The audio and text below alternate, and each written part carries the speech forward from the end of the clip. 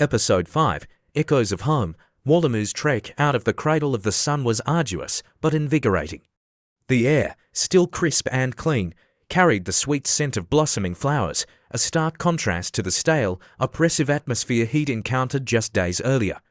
As he walked, he couldn't help but glance back at the crater every now and then, a sense of accomplishment warming his chest. He emerged from the dunes to find a small village nestled amongst rolling green hills. Exhausted, but ever the social butterfly, Wallamu approached a group of women tending to their crops. They greeted him with wary smiles, their eyes filled with a mix of curiosity and apprehension. Wallamu, ever the charmer, launched into a lively retelling of his adventures in the cradle of the sun. He spoke of the monstrous darkness, the power of stories, and the eventual rebirth of the land. The villagers listened, captivated, their initial apprehension replaced by wide-eyed wonder. When he finished, a wizened elder approached him. "You speak of bringing light back to darkness," he said, his voice raspy but kind. "Perhaps you can help us with our own darkness." Wallamu's brow furrowed. "What darkness troubles you?" the elder sighed. "A sickness plagues our crops, withers them before they can even bear fruit. Our prayers to the spirits go unanswered." Wallamu felt a pang of sympathy. He wasn't sure if his storytelling prowess could cure a plant disease, but he couldn't ignore their plight. He spent the next few days observing the wilting crops, talking to the villagers, and piecing together the history of the land. One evening, as he sat by a crackling fire, a familiar feeling washed over him. He reached for the magical gourd, a strange intuition guiding him. To his surprise, the gourd pulsed with a faint warmth. He held it close to his ear, and a whisper, faint but clear, drifted into his mind. "Remember," it whispered, "stories hold not just entertainment, but knowledge too." A spark ignited in Wallamu's mind. He spent the next few days interviewing the village elders, unearthing forgotten stories about the land and its connection to the moon cycle. He learned that a specific ritual, performed under the full moon, used to ensure bountiful harvests. The night of the full moon arrived. Wallamu, guided by the whispers in the gourd and the stories of the elders, led the villagers in a ceremony filled with song, dance, and offerings to the moon. As they chanted, a sense of hope bloomed in the air, chasing away the shadows of despair. In the weeks that followed, a miracle unfolded. The crops began to thrive, their leaves regaining their vibrant green and their fruits swelling with promise. The village, once shrouded in whirring, became a place of celebration. Wallamu, hailed as a savior, felt a warmth spread through him that went beyond the satisfaction of a successful story.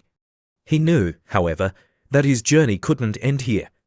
As much as he enjoyed the newfound camaraderie, a restlessness stirred within him. The whispers on the wind, though faint, spoke of a new adventure, a new story waiting to be told. With a heavy heart, but a resolute spirit, Wallamu bid farewell to the villagers, promising to return someday. He stepped onto the dusty path once more, the magical gourd nestled comfortably at his side, ready to face whatever challenges and stories awaited him on the horizon. Episode 6, Echoes of the Past. Wallamu's travels took him north, towards the Whispering Canyons, a labyrinthine network of gorges rumored to hold forgotten secrets. The wind, his once reliable guide, was strangely silent here. The towering red rock walls seemed to absorb any sound, leaving Wallamu in an unsettling quiet. His only companion was the ever-present gourd, but it remained stubbornly silent. The whispers he'd felt earlier were gone, replaced by an unnerving emptiness. Doubt, a foreign sensation to him, began to creep in. Perhaps the stories were just that, stories. Maybe there was no grand purpose to his journeys, just a series of unconnected adventures. Lost in thought, Wallamu stumbled upon a hidden passage, a narrow opening barely wide enough for him to squeeze through. Curiosity overcoming his apprehension, he crawled inside. The passage led him deeper into the canyons, the darkness growing oppressive with each step. Suddenly, a flicker of light caught his eye. He emerged into a vast cavern, its ceiling adorned with faded paintings depicting scenes of a bygone era. A lone figure, cloaked in white, stood in the center, their back turned to him. Wallamu approached cautiously. "Hello," he called out, his voice echoing in the cavern. The figure turned, revealing a wizened woman with eyes that shone like polished obsidian. "Welcome, storyteller," she said, her voice a melodic whisper. "I've been expecting you." Wallamu's heart hammered in his chest. "Who are you?" he stammered. The woman smiled enigmatically. "I am the keeper of stories," she replied. "The whispers you've been following, they're mine." Wallamu's mind raced. Was this the source of his strange calling? The woman continued, her voice filled with a timeless wisdom. "You have a gift, Wallamu. You weave stories that not only entertain, but heal and inspire. But even the most powerful stories need guidance." She gestured towards the faded paintings. "These are stories of a forgotten civilization, lost to time and folly. Their downfall, a cautionary tale about the misuse of power." Understanding dawned on Wallamu. The whispers weren't just about entertainment. They were about preserving the past, learning from its mistakes. The silence of the god earlier, perhaps it was a test, a way to gauge his true purpose. The keeper placed a hand on his shoulder. "The world needs your stories, Wallamu," she said, "but choose them wisely. Let them be bridges between past and present, warnings and inspirations." With a final knowing smile, the keeper faded away, leaving Wallamu alone in the cavern.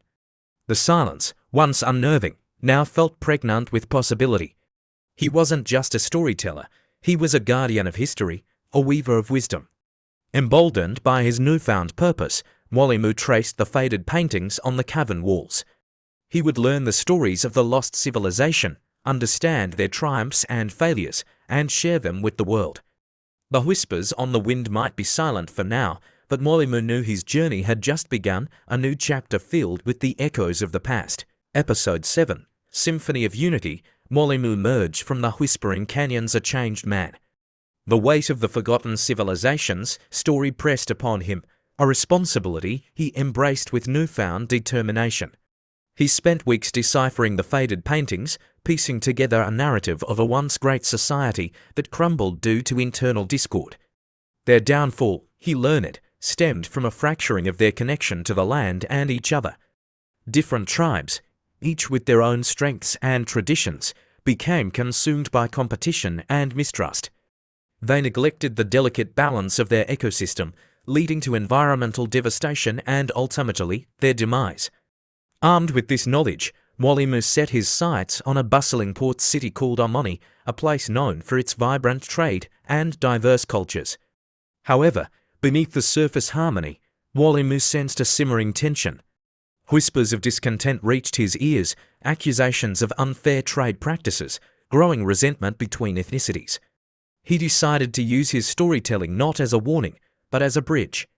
He spent time with each tribe, learning their customs, their songs, and their stories.